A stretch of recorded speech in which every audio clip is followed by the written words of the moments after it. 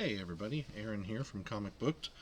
I'm just going to talk this week about the new, not new, about DC Comics event Dark Crisis, and this will be the third installment or the third month of books in the Dark Crisis event from DC Comics.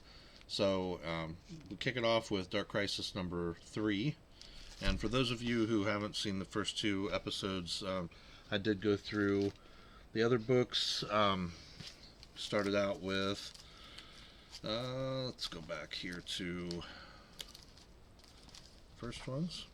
We'll run through those. We kicked it off with Death of the Justice League in Justice League 75, and then we went to the Aquaman number 6, which was a moment of silence as the Justice League had died, and everybody's like, Justice League's died, what do we do now? And kind of the repercussions for Atlantis and everything. We talked about the short version of Dark Crisis, which was a special edition handed out on Free Comic Book Day this past year, and then the actual Justice League Road to Dark Crisis, which seeded a lot of the story and then led us to Dark Crisis number 1, where the Justice League was gone and, sorry, my nose was itchy, Jonathan Kent decided he was going to try to create a new Justice League. They also decided to go look for Barry Allen because he's gone as well. So, very interesting.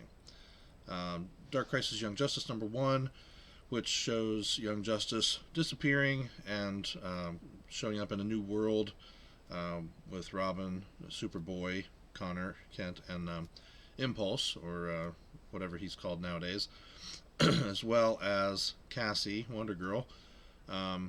But is it really Cassie? We're not really sure, so it's kind of interesting.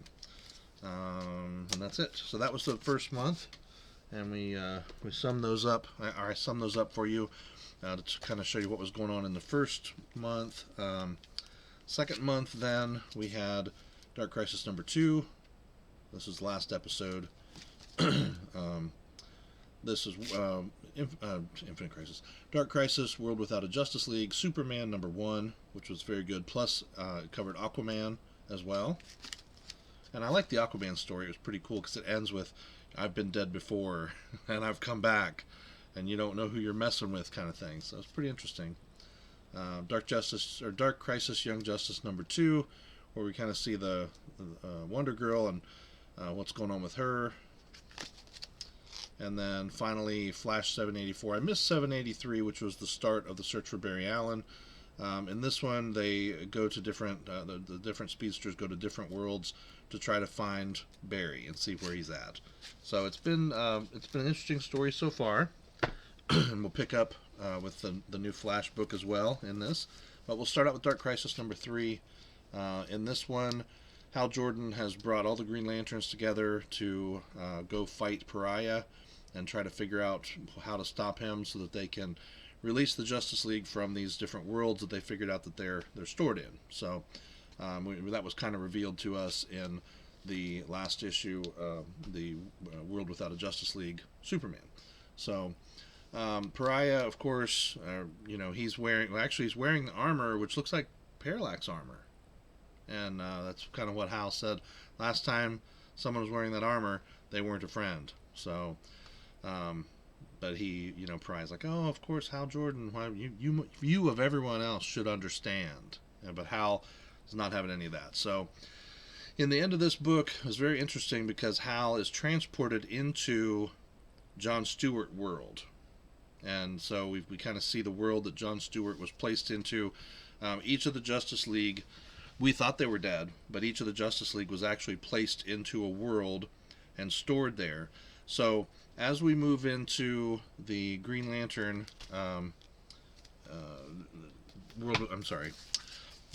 Dark Crisis, World Without a Justice League, Green Lantern number 1, we have two stories going on here. One is John Stewart as he's on this Earth and this planet, and he is the Guardian. He is the all-powerful Green Lantern hero of everything who stops the bad guys when no one else can, using his military skills and tactical expertise, right?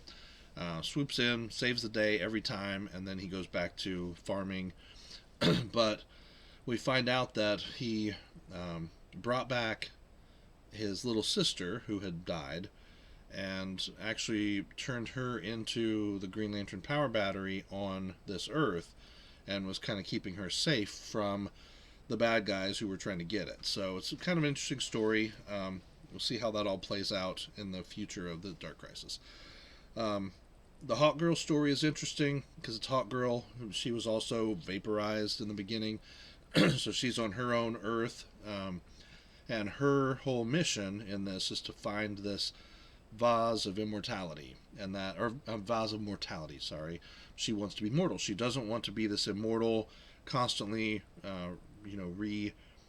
resurrecting, reincarnating person that she has been since forever. So Kendra goes to this temple and finds the vase, drinks of it, falls on the ground, and then she's like, yay, all right. But now she's got to fight people, and she's like, why do I feel so alive when I know I can die? And that's kind of the whole thing. But as she takes off, like, now I'm finally free to live my life, then you see Pariah laughing and laughing and laughing at how foolish these Green Lantern, or the Green Lantern, looking at Green Lantern, saying Green Lantern, how foolish the Justice League are in their visions of what life in a perfect world would be like for them.